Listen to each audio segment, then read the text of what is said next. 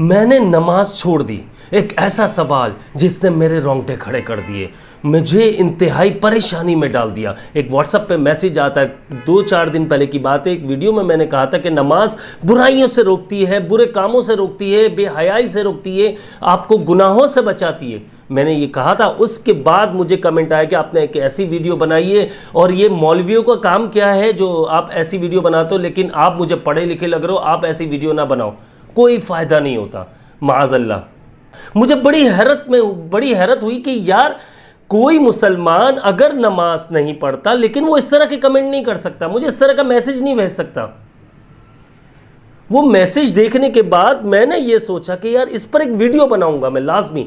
आप लोग इस चीज़ को, इस वीडियो को देखिएगा, ज़्यादा लंबी वीडियो नहीं है, लेकिन मैं समझाना चाह रहा हूँ। जो मेरे पास कमेंट आया, मैसेज आया, वो मैंने जब उनसे सवाल किया, बाज़ औक़ात ऐसा होता है जो फजूल सवाल होते हैं, मैं उनके रिप्लाई नहीं कर पाता हूँ व्हाट्सएप पर, लेकिन अगर कोई काम का ऐसा होता है जो जिस पर मुझे लगता है यार जवाब देना बहुत ज़रूरी है, नहीं तो सामने वाला ऐसा ना हो भटक जाए या गलत उस पर चला जाए, तो मैं लाजमी जवाब देता हूँ। मैंने जब उनसे सवाल किया नमाज क्यों छोड़ दी, वजह क्या है, रीज़न क्या है, बोला मैं नमाज, खातून थी, बोला मैं नमाज पढ़ती थी और मुझे कोई फ़ायदा नहीं हुआ उसका।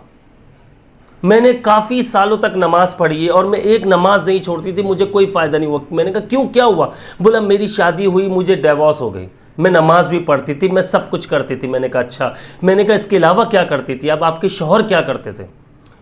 तो उन्होंने एक इदारा बताया और मैंने कहा कि उनकी इनकम कैसी थी। मैंने उनसे जब सवाल पे सवाल करना शुरू किए तो फिर मैं खुद हैरत में डूबता चला गया।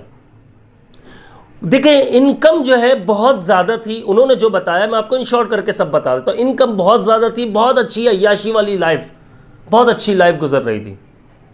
लेकिन इसके बाद होता ही है, देखिए एक बात याद रखिएगा, जब आपकी कमाई में, आपके पैसों में अब जब हराम शामिल हो जाए तो आप याद रखिएगा कि फिर बुराइयां, बीमारियां ये सब जन्म लेती हैं, घर में बेसुकूनी आ जाती है। लेकिन हुआ क्या उनके साथ कि उन्होंने, जब उनके घर में बड़ा पैसा आ रहा था, उन्होंने खूब अय्याशी की, नमाज भी पढ़ रही है, वो सब उनको पता भी है कि ये हराम तरीक़ों से पैसा आ रहा है।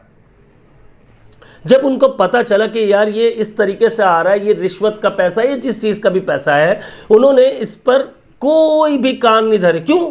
अय्याशी मिली हुई थी। क्यों? लाइफ स्टाइल कोई भी चेंज नहीं करना चाहता। आज अगर मेरे पास भी अरबों खरबों रुपया आ जाए, मैं अपना लाइफ स्टाइल उस हिसाब से बना लूँगा।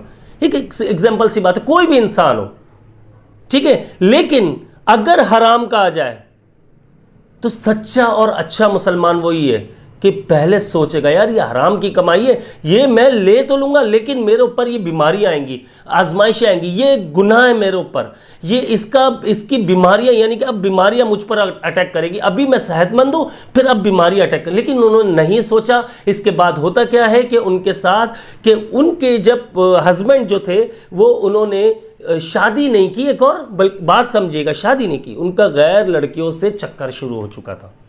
पैसा बहुत, जब उनको चक्कर पता नहीं कब से चल रहा होगा, उनको जब पता चला तो उन्होंने कहा कि यार, फिर वो उन्होंने रो रो कर दुआएं की, लेकिन उनके शौहर हरकतों से बाज नहीं आए, उनकी लड़ाई झगड़ा होने लग गया दोनों के मियाँ बीवी में।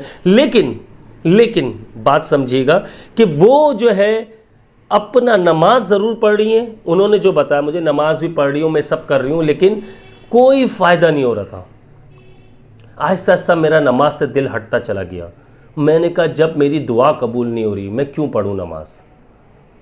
मैंने सारी बात वॉइस पर हुई थी, काश मुझे परमिशन मिलती और मैं ये वॉइस लगा सकता इसमें, लेकिन ज़ाहिर है परमिशन किसी की प्राइवेसी होती है, वो लगा नहीं सकते आप। तो मैंने सारी बात सुनने के बाद यही कहा, मैंने कहा देखिए ये याद रखिएगा कि आप नमाज छोड़ दी, आपने सबसे बड़ी गलती कर दी। आपने अपने अल्लाह को बहुत ज़्यादा नाराज़ कर दिया। बोला तो मैं क्या करती, मेरे पास जब आप ये देखें ये मसले मसाइल हुए, वो गलत लड़कियों के चक्कर में पड़ गए, यहाँ तक कि इतने लड़ाई झगड़े बढ़ गए कि वो मुझे रोज़ाना मारते पीटते, और फिर वो नशा करने लग गए, नशा भी करते थे, वो सब कुछ होता था। इसके बाद मुझे जो है वो हमारी तलाक हो गई और हम अलग हो गए। तो मैंने इस वजह से ये सब किया।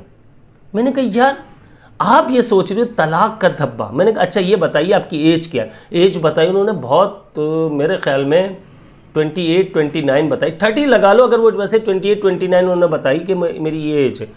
मैंने कहा ठीक है, आप ये आइडिया लगा लो 30 साल का हम लगा लेते हैं, 30 साल में उनको डिवोर्स हुई, ठीक है, तलाक हो जाती है। आप ये बताइए, मैंने कहा आपने गलत क्यों सोचा, आपकी दुआ कबूल नहीं हुई। बोला कैसे, आप बताएं मुझे। मैंने कहा नमाज छोड़ दी, इसके ऊपर तो हम बाद में बात करते हैं, आपको मेरी इन बातों में ही जवाब मिल जाएगा। मैंने कहा देखें, आपने उनको छोड़ा या लड़ाई झगड़े, बोला मैं कभी नहीं छोड़ना चाहती थी, मेरी जो अय्याशी वाली लाइफ थी मैं कभी नहीं छोड़ना चाहती थी। मैंने कहा फिर आपके साथ जो ये हुआ है, आपको मालूम है ये क्या हुआ आपके साथ, आपके साथ बुरा हुआ या अच्छा? बोला डेफिनेटली मेरे साथ तो बहुत बुरा हुआ, मेरा घर तबाह हो गया, मैं बेघर हो गई, मेरे रिश्ते यानी कि मेरा रिश्ता ख़त्म हो चुका है। मैंने कहा अच्छा, रिश्ते पे याद आया, ये बताएं अब जो है डिवोर्स हुए हुए कितना टाइम हो गया? बोला 1.5 से 2 साल हो गया। मैंने कहा अभी रिश्ता कोई आ रहा है या नहीं आता है रिश्ते की? बोला घर वाले कोशिश में हैं, कर लूँ मैं, बहुत रिश्ते आ रहे हैं लेकिन मैं नहीं कर रही। मैंने कहा ऐसे ही कह रही हैं रिश्ते आ रहे हैं या फिर नहीं आ रहे, सच बताइएगा। उन्होंने कहा मैं सच बता रही हूँ, बहुत रिश्ते आते हैं, क्योंकि मैं माशाल्लाह एक क्वालिफाइड हूँ, मैं पढ़ी लिखी हूँ और मेरी क्वालिफ़िकेशन भी अच्छी है, सब कुछ है और माशाल्लाह मैं सही हूँ, देखने में भी सही हूँ। तो अब्दुल्ला भाई ऐसा ऐसा मामला। मैंने कहा अच्छा, अब ये बताइए। मैंने कहा आपने ये सोचा कि मुझे नुकसान पहुँचा है, मेरा रिश्ता ख़त्म। मैंने कहा याद रखिएगा, आपको नुकसान नहीं पहुँचा, आपको फ़ायदा पहुँचा है। बोला कैसे? मैंने कहा आप जो नमाज़ पढ़ रही थी, आप जो दुआएं मांगती थी, अल्लाह ताला ने वो दुआएं सुन ली। आपको पता है, आपको हराम कामों से बचा लिया अल्लाह ताला ने, आपको हराम खाने से बचा लिया, हराम पहनने से बचा लिया, हराम काम देखने से बचा लिया।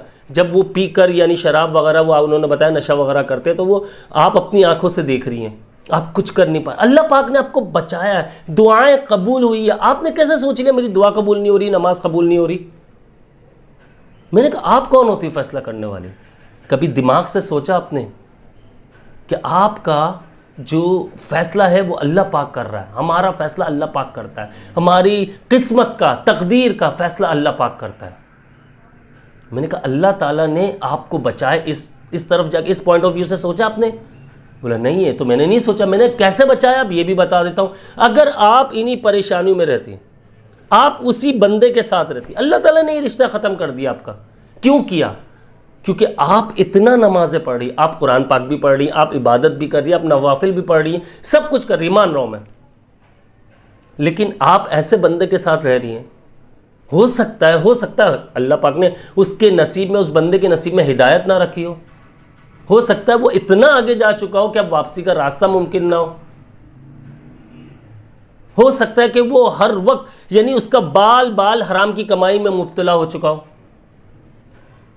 तो जो लोग अल्लाह को पसंद होते हैं, मैं इन शॉर्ट ये आप लोगों को भी समझाना चाह रहा हूँ, लोग ये सोचते ना नमाज पढ़ के कोई फ़ायदा नहीं, इबादत करके कोई फ़ायदा नहीं, माज़ल्ला, और हम ये भी पढ़ रहे हैं अब्दुल्ला भाई कोई फ़ायदा नहीं। मैं आप सबको जवाब दे रहा हूँ और उनको भी मैंने यही जवाब दिया। देखो ये याद रखना, जब अल्लाह का पसंदीदा बंदा किसी परेशानी में मुब्तला हो जाए और वो अल्लाह रब्बुल इज़्ज़त को पुकारता है, अल्लाह को याद करता है, अपनी परेशानी शेयर करता है, तो अल्लाह पाक उसे मुसीबत से निकालता है। आपको देखो अल्लाह पाक मुसीबत से निकाल, लेकिन बज़ाहिर आपको लगता है यार मेरी तो ये चीज़ चली गई। अरे भाई वो आपके हक में बेहतर नहीं थी, आपको अल्लाह पाक ने मुसीबत से निकाला है, उसका रीज़न यही है ना। आप ये देखें ना कि यार आपको परेशानी से निकालना है तो वो चीज़ को हटाना पड़ेगा आपसे दूर। तो भाई ये सबसे पहले सोच बना लो कि नमाज जो है ना वो बुराइयों से रोकती है, बुरे कामों से रोकती है, बेहयाई से रोकती है। जब भी तो अल्लाह पाक ने बचाया उस खातून को भी। आज वो रिश्ते बहुत आ रहे हैं उसके लिए, क्यों? अल्लाह पाक ने एक दरवाज़ा बंद किया, बहुत रिश्ते आ रहे, मतलब बहुत सारे दरवाजे खोल दिए। इन बातों को ज़रा गौर कीजिएगा। मैं हूं आप सबका भाई अब्दुल्ला बिन हमीद। वीडियो बहुत लंबी होती जा रही है, मैंने छोटी सी वीडियो कहा था, लेकिन बस अपनी दुआओं में याद रखिएगा, मुझे बात को समझिएगा। नमाज ना छोड़िएगा, इस्तिग़फ़ार ना छोड़िएगा, इबादत करना ना छोड़िएगा। सुकून से सजदा करो मेरे दोस्तों, सुकून से नमाज पढ़ो। ये 2-3 मिनट की नमाज नहीं ख़त्म किया करो, सुकून से पढ़ा करो।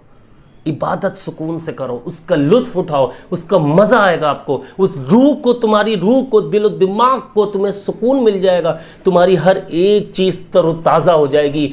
आप देखना दिल से दुआ निकलेगी आपकी। आप मेरे हक़ में इंशाअल्लाह दिल से दुआएं करेंगे। मुझे अपनी ख़ास दुआ में याद रखिएगा। मैं हूँ आप सबका भाई अब्दुल्ला बिन हमीद। अस्सलामु अलैकुम व रहमतुल्लाह।